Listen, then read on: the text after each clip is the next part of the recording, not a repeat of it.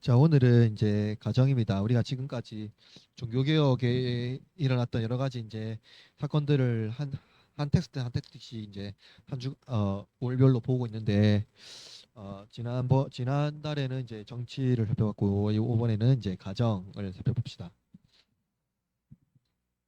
어, 우리가 알고 있다시피 종교개혁은, 우리가 이제 종교개혁이라고 하면 보통 일반적인 이제 이해와 상식에서는 교회와 예배만 이제 일어났던 건데, 우리가 지난 정치 분야에서 본 것처럼 유럽의 종교개혁은 전 이제 유럽 사회 전체적으로 일어났던 어떤 개혁이고, 왜냐면은 교회라는 신앙이 유럽 전체의 어떤 그냥 핵심적인 어떤 삶의 영역이었기 때문에, 이 종교개혁이라고 하면은 다시는 이제 교회개혁인데, 교회개혁이라고 하면은 삶의 전반부 어떤 다 모든 삶의 영역에 이제 영향을 주었다 하는 것을 이제 봤고요. 그래서 이제 종교개혁이 가정과 밀접하게 관련이 있다고 생각하는 사람은 생각하지 못하는 경우가 있는데, 왜냐면은 종교개혁이라 할 때 성경의 해석이거든요. 성경을 바르게 해석하고 바르게 가르치는 것을 했을 때 성경에서 가정을 굉장히 중요하게 다루고 있기 때문에 가정은 굉장히 중요합니다. 사실상 보세요. 유인물 보시면 세 번째 줄에 사실상 기독교 신앙은 가정을 모델을 매우 중요하게 다루고 있다. 그죠? 그죠? 성경에서 가정은 하나님의 나라의 모델로 이제 시작합니다. 그죠? 중요한 역할을 하죠. 왜냐면은 하나님께서, 우리가 잘 알고 있다시피 하나님께서 첫 번째 아담을 통해서 만드신 하나의 기관이 뭐냐면 그 가정이라고 하잖아요. 그죠? 가정이고. 그래서 하나님께서 이 가정을 통해서 하나님 나라를 어떻게 형성하고 보여주는지를 보여줍니다. 그래서 이제 종교개혁자들에 의해서 보면은 가정에 대해서 이제 두 가지 모델이 이제 드러나는데요. 첫 번째로 보면은 성직자의 독신주의를 깨뜨렸고요. 종교개혁 때 개혁자들이 결혼한 것은 엄청난 변화고 개혁이었고요. 개신교의 목사가 결혼하여 가정을 가지면서 가정의 의미와 가치관이 이제 완전히 달라졌고, 중세에는 신앙생활이 이제 뭐였죠? 교회 중심이라고 했죠. 중세에는 그냥 신앙생활뿐만 아니라 그냥 생활 전체가 그냥 교회 중심입니다. 그죠? 중심이었지만 종교개혁 때는 뭡니까? 교회 중심에서 뭘 옮겼냐면 가정 중심으로 옮겨갑니다. 그래서 바뀌고요. 그래서 중세 때는 독신 생활이 권장되었고요. 독신이 이제 영성과 경건 생활에 굉장히 중요한 거의 탑 모델이라고 보면, 종교개혁 시대에는 가정이 귀하게 이제 여겨집니다. 그래서 중세에는 마리아가 숭배됐다면 종교개혁 시대에는 이제 어머니가 존경을 받고, 중세에는 성직자를 따랐지만 종교개혁 시대에는 이제 부모에게 존중하는 것을 배웁니다. 교회 중심의 신앙 교육에서 어떻게 전환됐을까요? 그렇죠. 가정 중심의 신앙 교육으로 바뀝니다. 둘째로 결혼관에 대해서 바뀌는데, 첫 번째 중세에는 결혼을 단순히 자녀와 출산, 성적인 죄를 방지하기 위한 목적입니다. 그러니까 그렇게 되면은 이제 여성의 인권이 뭐가 되는 거예요? 이 결혼 자체가 이제 출산과 성적인 재해를 이제 방지하기 위한 것이라면, 여성의 인권은 뭐예요? 그냥 애를 낳는, 그리고 남성의 어떤 성적인 그런 것들을 도와주는 그런 역할밖에 안 되는 거죠. 근데 종교개혁은 이것이 이제 사랑의 의미로 발전이 됩니다. 그죠? 엄청난 발전이 일어나는 사랑의 의미로 발전되고, 종교개혁은 가정에서 주로 여성들이 하던 역할이 중세보다 더 가치 있게 보였고, 그죠? 가치 있게 보였고, 자녀의 출산과 양육을 하나님 은혜와 부르심을 연결시킵니다. 그리고 자녀의 신앙 교육의 책임을 교회와 가정으로 돌리고요. 이런 의미에서 볼 때 종교개혁이 성경에서 말하는 가정의 의미를 회복하고 성경적 가정으로 돌아갈 수 있다고 할 수 있습니다. 무엇보다 성경의 지지를 받는 가정의 모델이 무엇인지 개혁자들의 해석과 의미를 살펴봄으로써 초대교회부터 오늘날까지 가정을 살펴보는 게 중요합니다. 먼저 우리가 이제 가정의 의미를 살펴봐야 되겠죠. 가정의 의미, 가정이 뭔가, 그죠? 일반적으로 가정은 주로 이제 부부 중심이잖아요. 부부 중심. 부부 중심으로 뭡니까? 그의 부모와 자녀로 구성되는 혈연 집단 관계예요. 그죠? 혈연 혈연으로 세워진 어떤 집단 관계를 말합니다. 그래서 그들이 살아가는 물리적 공간, 집을 포함하여 생활 공동체를 통틀어 일컫는 말입니다. 그죠? 어 그래서 이제 사실은 이런 혈연 중심으로 이제 그 하나의 어떤 집단을 형성하는 것이 가정이고요. 이와 비슷한 말로 이제 이제 가족이라는 용어가 있죠. 가족. 그래서 이에는 부부를 중심으로 해서, 그로부터 부부를 중심으로 해서 생겨난 아들, 딸, 손자, 손녀 등 가까운 혈육으로 이루어진 집단, 이 가정, 가족입니다. 그죠? 우리 가족의 딸님 듣고 있습니까? 하여튼 그게 가족이에요. 그죠? 그래서 우리 말로는 가정과 가족을 분명하게 구분하여 사용하지 않는 경우가 많은데, 이것은 영어에도 마찬가지예요. 가정과 가족을 번역할 수 있는 단어는 아마도 home, family, household 등이 있는데 모두 교차해서 사용합니다. 그죠? 그냥 뭐 가정이라고 말하면은 가족의 형성 맞죠? 그러니까 외부인이 가정에 이제 들어올 수는 없잖아요. 그죠? 뭐 초대할 수는 있어도 맞지? 네, 그러니까 가족이라고 할 때는 굉장히 좁은 의미의 형태다. 그죠? 그래서 성경을 보면 구약의 히브리어는 바이트입니다. 바이트가 뭐냐면 홈입니다. 홈. 집. 집. 집입니다. 집. 집이라는 단어가 가정으로 번역될 수가 있고요. 그리고 영어로 이제 household라는 의미인데 이는 바이트에서 나타난 가정의 의미는 이제 부모, 자녀로 구성된 혈육뿐만 아니라 혹은 뭡니까 이제 집이니까요. 가정에서 숙식하며 배우는 이게 뭐 제자입니다. 제자, 도제 혹은 피고용인을 말합니다. 또는 이제 뭐랍니까 이 피고용인 중에는 종도 포함되어 있어요. 종이나 노예도 포함되어 있습니다. 그렇고요. 이제 그래서 즉 가정이라는 의미가 정확하게 뭐냐면 이제 이게 성경에서 말하는 가정에서 말하는 의미가 뭐냐면은 가정의 경제에 기여하는 그러니까 직간접적으로 영향을 미치는 모든 사람을 이제 가족이라고 말합니다. 예, 가족의 경제 상황에 직감정적으로 영향을 미치는 사람들 말하죠. 그래서 이제 신약의 그리스어로는 이제 오이코스가 가정으로 표현돼요. 오이코스. 또 뭐 말하면 다른 말로 말하면 또 집입니다. 집이란 말도 있고요. 자, 이 역시 구약에서 바이트 같은 의미예요. 영어로는 이제 패밀리라는 단어도 있죠. 근데 라틴어는 이제 이게 파밀리아라고 해서 왔는데 이 말은 파물루스 곧 종 혹은 섬기는 자라는 뜻입니다. 그러니까 다시 말해 이제 가정은 집에서 일하는 이제 섬기는 자들의 무리라고 이제 이제 고대 언어에서 이제 번역할 수가 있고요. 이는 본래 가정이란 아버지, 어머니 그리고 자녀들과 종들로 구성되어 있는 무리가 하나같이 섬기는 자임을 모두가 구성되어 모두가 하나같이 섬기는 자임을 보여줍니다. 그렇죠? 가정이라는 구성 요소가 아버지, 어머니 그리고 자녀뿐만 아니라 종들도 포함되어 있다. 그래서 상호간에 함께 섬기는 집단 좁은 의미의 집단을 가정이라고 말합니다. 자, 영어에서 경제를 뜻하는 의미가 이코노미거든요. 이코노미고 그리스어로는 오이코노미아에서 왔는데요. 이는 가정에서 뜻하는 오이코스와 균형을 의미하는 이제 노모스라는 단어가 합쳐진 의미입니다. 그래서 이제 오이코노미아라고 하는데요. 그래서 가정을 잘 경영하는 것이 바로 뭡니까? 경제입니다. 그러니까 경제라는 의미 그냥 우리가 지금 경제라고 하면은 경제라는 의미가 현대가 우리가 지금 현대에서 경제라는 단어를 쓰는 의미가 그 그러니까 18세기 이후로 완전히 달라지거든요. 그러니까 18세기 이전의 경제의 의미와 18세기 이후의 경제의 의미가 달라지는데 어떤 기준인 줄 아세요? 시현지자면 어떤 기준일까요? 경제가 비즈니스 이렇게 그러니까 뭐 경영하는 활동하잖아요. 그러니까 이제 뭐라고요? 맞아. 산업혁명 18세기.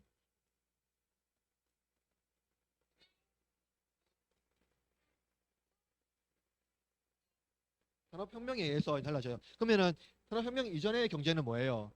간해수공업이었어요. 간해수공업. 그러니까 가정 중심의 경제 활동이었잖아요. 가정 중심의 경제 활동이요. 그러니까 가정이 곧 경제 집단의 가장 작은 어떠한 형태였더라 할 수 있습니다. 그래서 대규모 이제 그러니까 이코노미의 어떤 원문 보듯이 가정이 사회의 아주 기본 단위. 그러니까 뭡니까? 고대 사회 그 다시 말하는 성경에서 말하는 그 1세기의 경제 상황은 가정이 하나의 집단이 형성이 됨으로 말미암아서 대규모의 경영이 일어난다 하는 것을 보여줘요. 그래서 예전에는 이제 그 하나의 가정이 예를 볼까요? 그러니까 우리나라도 의미가 있는데 어 영어에 이제 성을 보면은요 스미스라는 성이 있잖아요. 스미스라는 성은 그 어디서 위로됐냐면 그 가문의 어떤 그 맞아요, 대장장이요. 가문의 그 직업, 그러니까 직업이란 말 맞는데 경영, 그러니까 그러니까 해왔던 가문의 어떠한 그 생산 수단, 어떤 그 형태가 그러니까 스미스는 대장장이라는 어떤 고대 사회부터 일어났던 그런 것들 이제 말하는 거죠. 그러니까 고대 사회에서는 어떤 집단이, 그러니까 어떤 가정이 무엇을 하면은 거기 가야지 그 필요를 채울 수 있고, 또 만약에 뭘 쌀을 필요한다면 어떤 집에 가면 그 쌀을 가져오고요. 또 어떤 집에 가면은 뭐 음식을 잘못했을 때 이제 뭐 어떤 하여튼 하나의 마을 안에서 중복되지 않고, 그러니까 고유의 어떠한 것들이 있어서 한개 공동체를 이루어갔다. 알겠죠? 그래서 이제 하나의 어떠한 그 타운이 형성이 된 거다. 마을이 형성되고, 그래서 이제 이렇게 된 겁니다. 그래서 이제 그렇게 이제 형성이 됐고요. 어, 성경에서도 이제 알 수 있고, 성경에서도 하나님의 언약을 주실 때 이러한 가정의 개념을 적용한 것을 이제 적용하고 계시는 것을 알 수 있는데요. 하나님께서는 아브라함과 언약을 맺으실 때 아브라함과 언약 맺지 않고 누구하고 언약 맺냐면 자녀들과도 언약 맺습니다. 뿐만 아니라 그 언약에 집에 살고 있는 모든 종들과 거래민들도 함께 포함되어 있고요. 심지어 돈으로 구입한 종들도 이제 언약의 표인 할례를 행했습니다. 그래서 하나의 가정이 집단 안에 있을 때 종뿐만 아니라, 그러니까 가정에 있는 모든 게 가정 안에 경제 상황에 어떠한 직감정적인 영향을 준 모든 사람들이 이제 가족이었다. 그 가족이 포함되면은 그 가문 안에서 그 가문의 어떤 언약의 형태에 구속된다라는 것을 알 수 있습니다. 이게 이제 그 성경에서 말하는 어떤 기본적인 가정의 의미라 볼 수 있고요. 그래서 우리가 생각하는 가정의 의미가 좀 더 범위가 성경에서 말하는 가정의 의미가 좀 더 범위가 넓습니다. 그리고 초대 교회의 가정에 대한 기록은요. 초대 교회에 보면은 어떤 좀 단란한 가정을 찾아보기는 어렵습니다. 그러니까 우리가 현대 사회에서 보는 뭐 어떠한 그 이상적인 가정의 형태는 초대교회에서 살펴보기가 어려워요. 초대교회에서 그걸 살펴보기 어렵습니다. 왜냐면은 핍박이 많았기 때문이죠. 핍박이 많고 어려움이 많았기 때문에. 물론 뭐 우리 생각하는 이상적인 가정이라고 하면은 뭡니까? 그런 서구식 어떠한 가정이라고 볼 수 있는데, 그러니까 막 우리가 말하는 어떤 어 부정적인 가정의 모델이 아니라, 그러니까 단순히 그냥 핍박이 많았기 때문에 현대인들이 생각하는 그 단란한 가정의 모습은 보기가 어렵다 이 말입니다. 자, 고난 속에서 결혼하지 않는 것이 더 낫다는 분위기도 초대교회에 있었어요. 왜냐하면 너무 핍박이 많았기 때문에 고난받게 되면 어떻게 됩니까? 그 가장이 만약에 고난받아서 밖에 놔주고 생명을 잃게 되면 어떻게 됩니까? 가정이 위험해지잖아요, 그죠? 그래서 차라리 결혼하지 않는 건 낫다라는 분위기도 그때 당시에 있었고요. 그리고 말씀해 보면은 내 생각에는 이것이 좋으니 곧 임박한 환난으로 말미암아, 죄송합니다, 오타입니다. 사람이 그냥 지내는 것이 좋으니라입니다. 바울이 말했죠. 예. 그렇지만 같은 장에서 사도는요, 결혼이 나쁜 것이 아니라는 점을 분명히 밝힐 뿐만 아니라 결혼을 유지하도록 권하고 독신은 특별한 부르심으로 이제 구분합니다.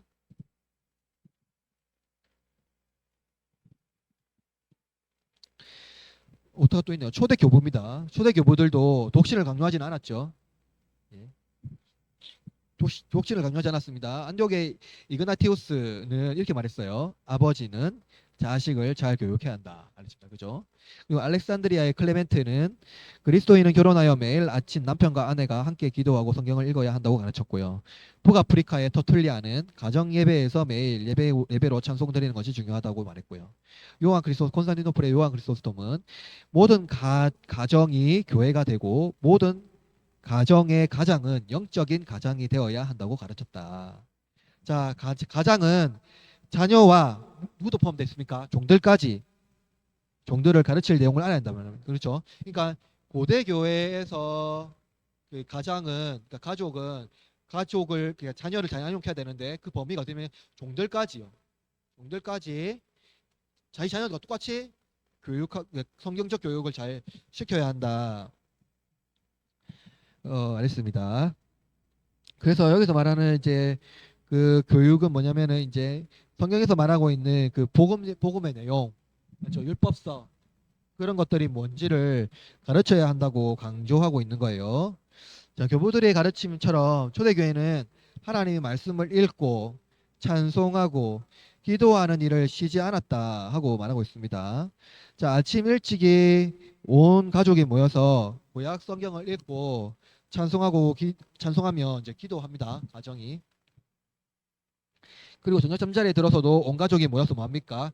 같은 방식으로 이제 가정 예배를 드립니다. 그러니까 초대 교회가 뭐예요, 여러분? 이제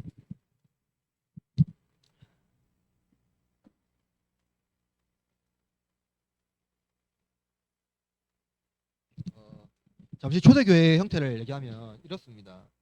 어,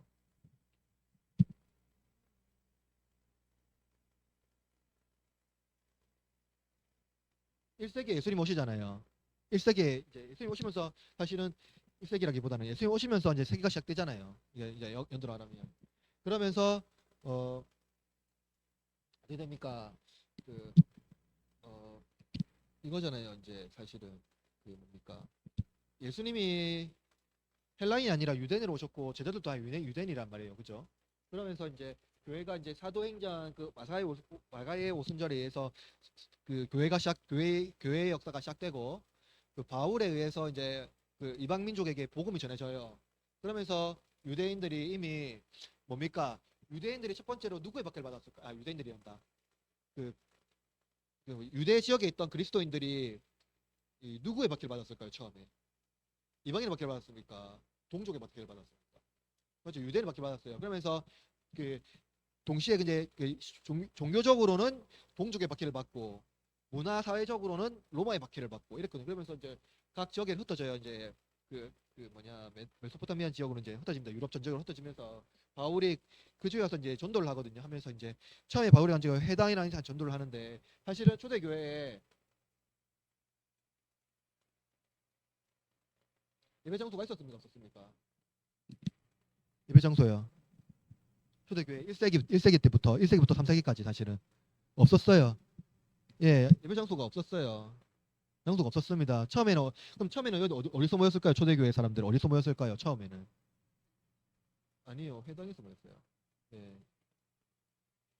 예, 예, 시나고게. 예, 회당에서 모였어요. 시나고그. 응, 응. 그 헬라어로 이제 회당이라는 말인데 왜 그러냐면 당시에 유대교하고 기독교하고 구분이 없었거든요. 왜냐면은 그 예수님이 성경을 해석했던 본문이 어딥니까? 구약 성경이에요. 그냥 유대인들이 보는 토라와 그런 것들 율법서들이에요. 그냥 이제 이러면서 사실은 나중에는 이제 해당에서 모이다가 이제 구별되거든요. 이제 복음으로 인해서 구별하면서 애들이 모였던 장소가 어디냐면요, 가정이잖아요. 그리고 유대인들은 보통 이제 예배 시간 예배를 그들이 따로 이제 금식하고 모였을 때 그들이 말하는 안식일 빼고 또 모였거든요. 언제 모였냐면은 월요일과 목요일 모였어요. 모여서 이들은 또 금식하고 했거든요. 모여서 안식일 빼고요. 근데 이제 기독교는요, 처음에는 이들과 비슷한 형태를 가져가지만 나중에는 바뀝니다. 그래서 이들은 또 언제 모일까요? 이는 특별히 모임 장소가 정해지진 않았거든요. 그러니까 있는데 그래서 유대교하고 구분하기 위해서 이들은요, 유대교하고 잘 없는 나라 뭡니까? 자유예요. 그러니까 뭡니까? 절대적인 규율이 아니라 약속이에요, 약속. 약속에서 모여서 어디서 모입니까? 가정에서 모여서 식사하고 하거든요. 그러면서 이제 그러니까 봅시다. 예를 들어서 식탁에 이렇게 딱 있잖아요. 그리고 이제 막 음식은 어떻게 주문할까요? 집에서 혼자서 딱 주문할까요? 그러니까 만약에 우리 집에 있다, 어, 저희 집에 사람들 초대됐다. 그러면 저하고 아내하고만 막 손님 오니까 손님 치는다고 막 준비하고 있을까요? 아니에요. 그럼 어떻게 할까요, 그 음식을? 다 가져옵니다. 예, 다 가져와요. 가져와서 식사를 준비하거든요. 물론 물론 호스트가 좀 더 막 수고는 하겠죠. 근데 가져오거든요. 가져오면서 그러면 호스트인 이제 그 가정이 있을 거 아니에요. 가장이 여기서 집례를 해요. 어떤 집례를 하냐면 식사들이 다 모여 있잖아요. 모여 있고 가정이 뭐냐면은 먼저 안부의 인사를 하고요. 안부의 인사를 한 다음에 어 주간에 어떤 간증을 해요. 간증을. 그러니까 그 삶의 어떤 간증들을 하면서 식사의 교제를 하거든요. 교제를 하면서 뭡니까? 서로 간에 어떠한 그러면 이제 나눔이 있겠죠. 사실상 우리 교회는 너무 좁아가지고 제대로 못 하는데 우리는 이거 조그마한 거 하나 놔두고 가잖아요. 놔두고 가는데 원래라면 이렇게 둘러 앉아가지고 제가 막 글을 읽을 때 여러분이 막 글을 보는 게 아니라 서로 그냥 덕담도 하고 진짜 식사처럼 나누면서 되는데 우리 장소가 안 되니까. 그러면서 거기에 여기에 이 식탁에 누가 포함되어 있습니까? 어른만 있습니까?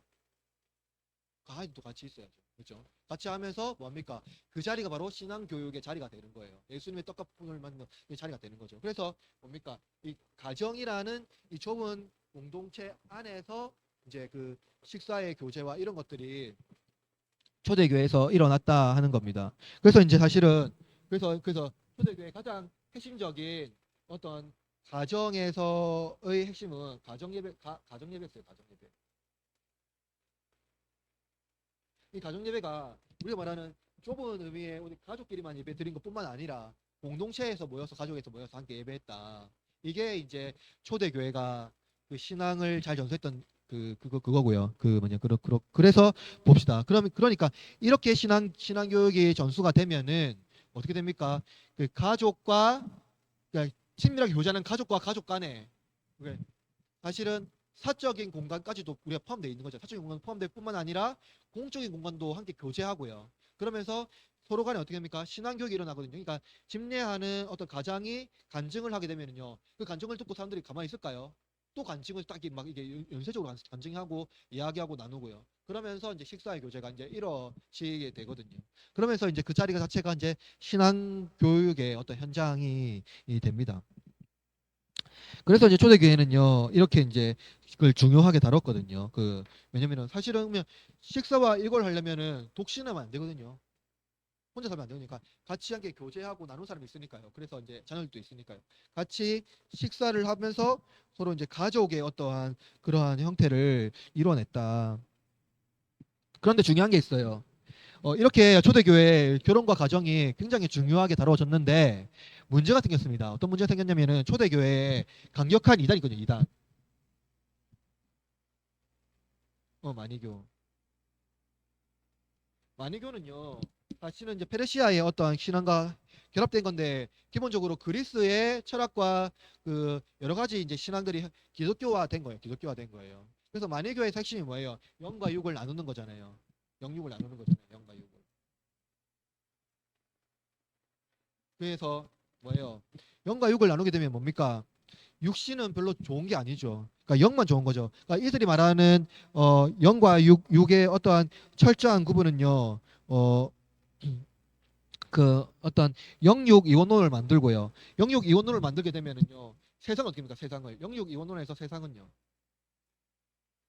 세상은 하찮은 겁니까? 귀한 존귀한 겁니까? 하찮은 거게 되는 거예요. 세상은요. 왜냐면요. 세상은 물질 세계니까요. 그러니까 만유교에서 물질 세계는요. 좋은 게 아니거든요.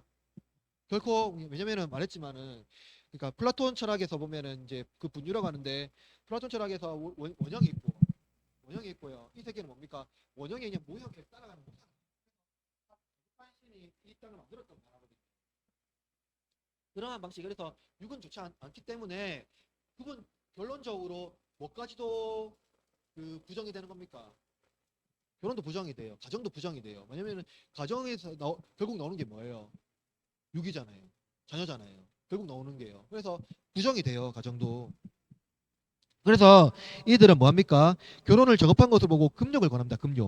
금욕을 막 권장해요. 예. 왜냐면은 금욕을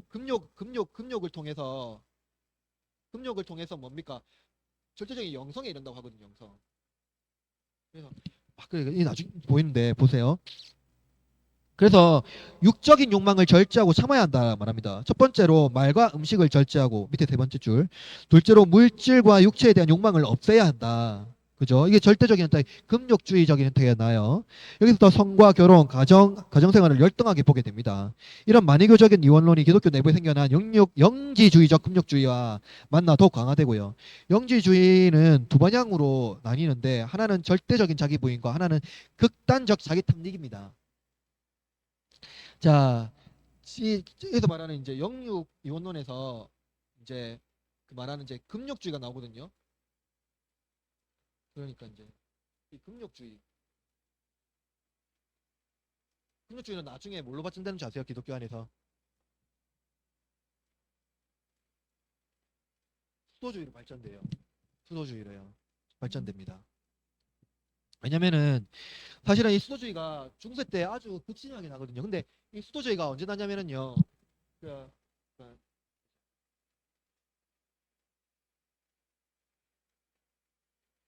여러분 이제 혹시 사막 수도사라고 들어봤어요? 사막 수도사. 네. 그 최초의 그 원류가 누구냐면 이제 선지자들이고요. 신약에서는 이제 선지자 이제 엘리야가 아니라 누구? 세례 요한이라고 이제 보통 보는데 사실은 초대교회 안에서는 사막 수도자가 있을까요, 없을까요? 필요할까요, 필요할까요? 왜 안 필요할까요? 필요하다면? 아니죠. 예수님 뭐요? 어, 이미 박해받고 있잖아요. 지하에 있잖아요. 이미 박해받기 때문에 사막 수도가 필요가 없어요. 금욕할 필요 없어요. 이미 자체가 금욕이니까요. 삶 자체가 금욕이니까요. 그러니까 지하에서 순교적 삶을 살아야 되니까요. 근데 문제는요. 313년 이후에 뭐가 일어났죠? 공인이 일어났잖아요. 그러면서 뭡니까? 지하에 있던 교회가 어떻게 합니까? 지상으로 올라오잖아요. 그러면서 어떻게 합니까? 영성이 됩니다. 영성이. 영성이 이제 기독교 갑자기 그때부터 영성과 경건 운동이 막 막 하락해요. 그러면서 본인이 어떤 그 영성을 추구하던 그 뭐 어떤 그 기독교인들이 있을 거 아닙니까? 그러니까 기독교인들이 있을 거 아닙니까? 그들이 어디 가냐면 사막으로 갑니다.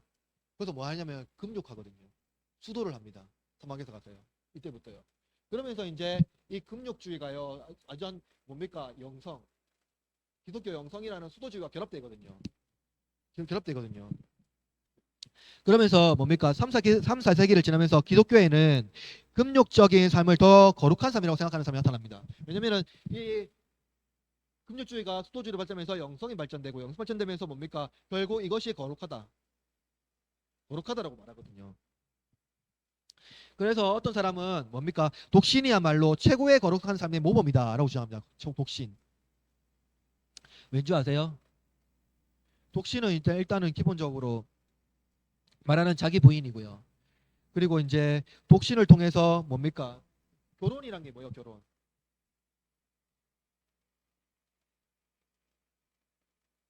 결혼하면 어떻게 됩니까? 결혼하면 첫 번째로 어떠한 의무가 생겨요? 가정이라는. 그렇죠? 그리고 이제 여기에 대한 의무가 있잖아요. 의무. 그렇죠? 그리고 가정 생활해야 되는 여러 가지 그런 절차들이 있지 않습니까? 근데 결혼을 하지 않고 독신으로 살면 이런 의무가 없죠. 자유로운 이제 뭡니까? 자유롭다기보다는 철저한 금욕을 할 수 있습니다. 철저한 금욕을요. 철저하게 자신을 금욕하면서 뭡니까? 영성을 할 수 있어요. 영성 훈련을 할 수 있어요. 그러니까 결혼하게 되면 이 영성 생활을 잘 못한다고 사람들 봤거든요. 그래서 사람들은 독신을 최고의 이제 모범으로 보고요. 여기에는 제롬의 제자로 있는 이제 불신앙의 가정을 버리고 수도원과 수녀원을 세운 원설마치 이제 성녀입니다. 성파울라라는 이제 신조도 생겨났습니다. 이 사람이 누구냐면 이 과부의 성녀라고 불립니다. 그러니까 쉽게 말하면 사실은 말하면 이제 그 처녀의 성녀 뭐 이런 겁니다. 그러니까 여성들의 그 여성 신자들의 이제 성녀 뭐 이렇게 볼 수 있어요. 초대교회의 대표적인 신학자인 어거스틴과 설교자인 크리소스톰도 이러한 금욕의 삶에 무게를 줍니다. 사실은 초대교회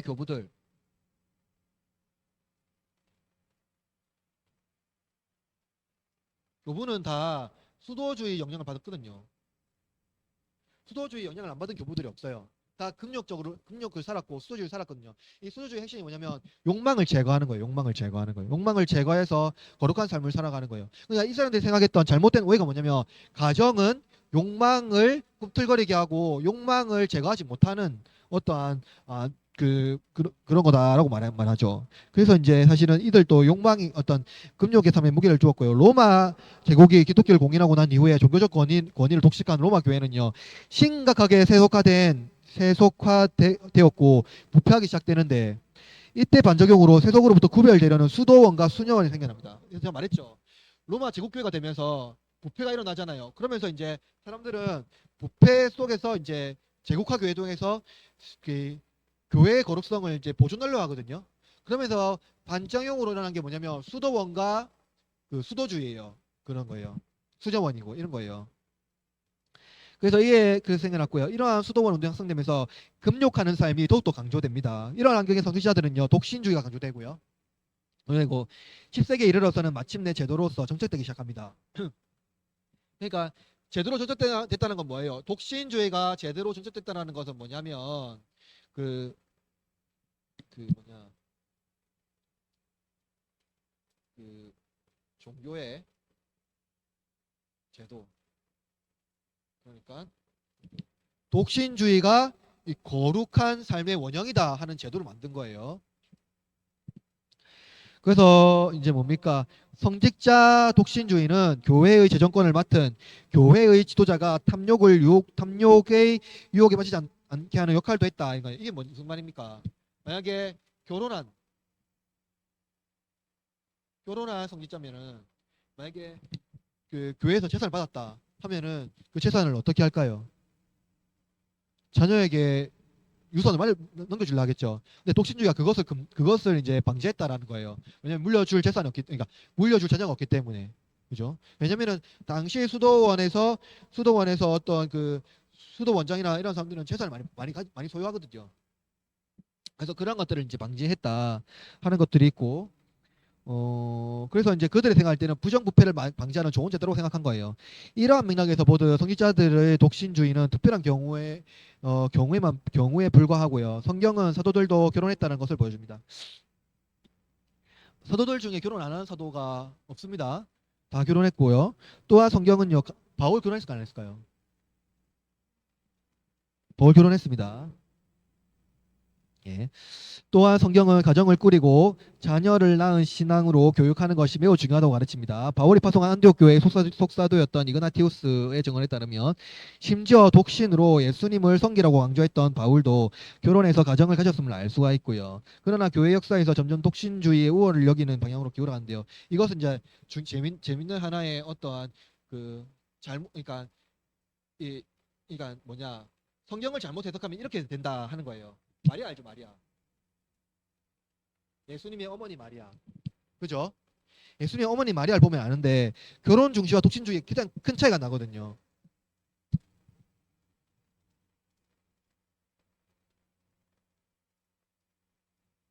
자, 봅시다. 어, 원래 마리아가 어, 그 처녀잖아요. 처녀로 예수님을 낳았잖아요. 그죠? 낳았잖아요. 그래서 이제 마리아에 대한 여러 가지 이제 그 교의적인 교리적인 변화가 일어나거든요. 그러니까 결혼 중시 원래 성경에서 말하는 마리아는 누굽니까? 예수님의 어머니입니다. 예수님의 어머니예요. 육신의 어머니죠. 예, 육신의 어머니입니다. 그리고 독신주에서는 마리아를 어떻게 봅니까? 하나님의 어머니라고 봐요. 이게 데오토코스라고 하는데 하나님을 낳으신 분이라고 말합니다. 그리고 이제 마리아에 대해서 이제 주님의 시녀 정도고요. 그러니까 주님을 낳은 여인인데 그 주님을 복양하는 자. 그러니까 뭐죠? 그러니까 하나님 이 땅에 오셨잖아요. 그러니까 주님의 뭐냐?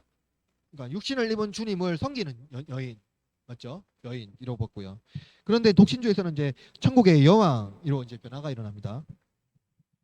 심지어는 마리아는 제사함을 받은 자였는데 이제는 뭡니까? 죄를 사하여 줄 수 있는 사람, 있는 존재가 바뀌고요. 그리고 여인들이 가장 복받는 자였는데 여인들 중 가장 으뜸이 뭐예요? 중재자가 됩니다. 그러니까 이게 뭐예요, 여러분? 그러니까 이 나중에 이 마리아가 이 독신주의가 발전하면서 마리아의 위치도 바뀌거든요. 그러니까 이들이 마리아를 어떻게 생각했냐면은요. 마리아가요. 왜냐면 성경에 보면은 마리아가 요셉과 결혼했으면 안 했습니까? 했죠. 결혼했어요. 그리고 자녀를 낳았으면 안 낳았습니까? 근데 이 독신주의가 발전하면서 그 본문을요 다르게 해석해요. 어떻게 하냐면요 마리아 결혼 안 했다. 평생 결혼 안 했고 예수님을 낳았고 평생 독신으로 살았다. 그리고 사실은 요셉하고 결혼한 것이 아니라 마리아의 조카들이다.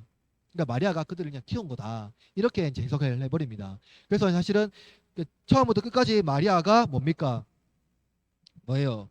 그냥 독신으로 살았다. 그래서 독신으로 살았기 때문에 그는 거룩한 여인이고 거룩한 하나님의 이제 그 하나님이 어머니다 하는 겁니다.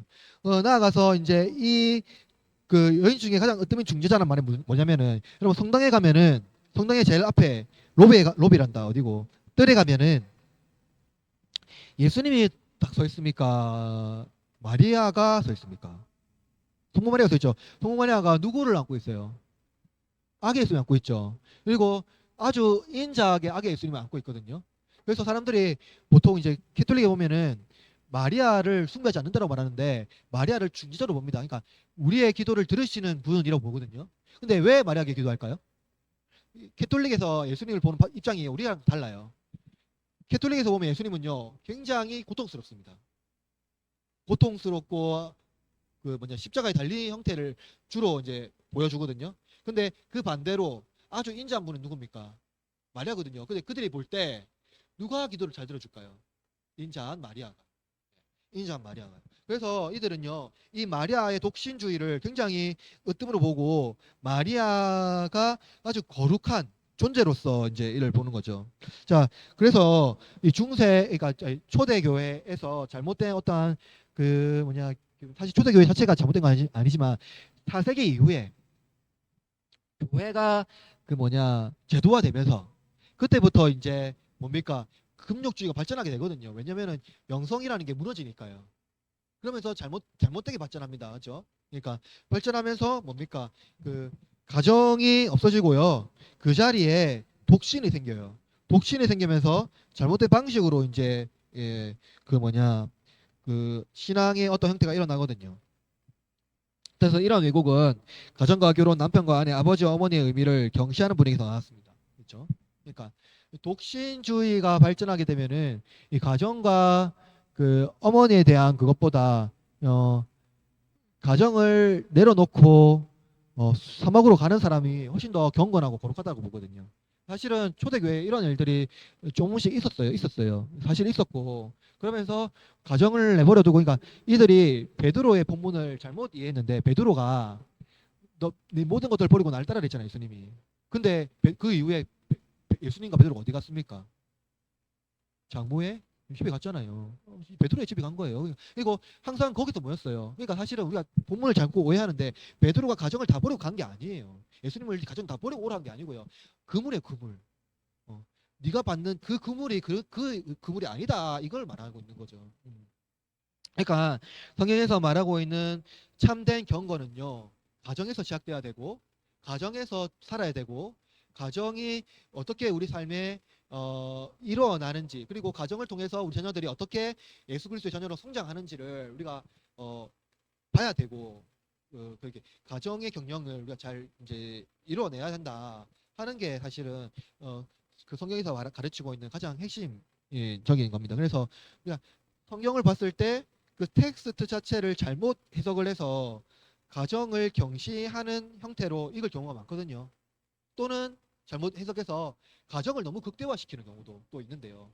그러니까 성경을 바르게 해석하고 성경에서 말하는 의미가 무엇인지를 좀 더 면밀하게 분석하면은 절대로 극단적으로 갈 수 없고 그 참된 그 예수님께서 왜 이렇게 말씀하셨는지를 알 수가 있습니다. 그래서 성경 초대교회나 이제 가정의 의미에서 중요한 것은 뭐냐면은 예수님께서 말씀하신 구약 성경에서도 말씀하고 있는 모든 형태는 가정에서 시작되었고 이 가정이 원래 이제 신앙의 신앙을 형성하는 그리고 신앙 공동체를 만들어내는 집단, 그러니까 가장 거룩한 집단이다, 그죠? 집단이다.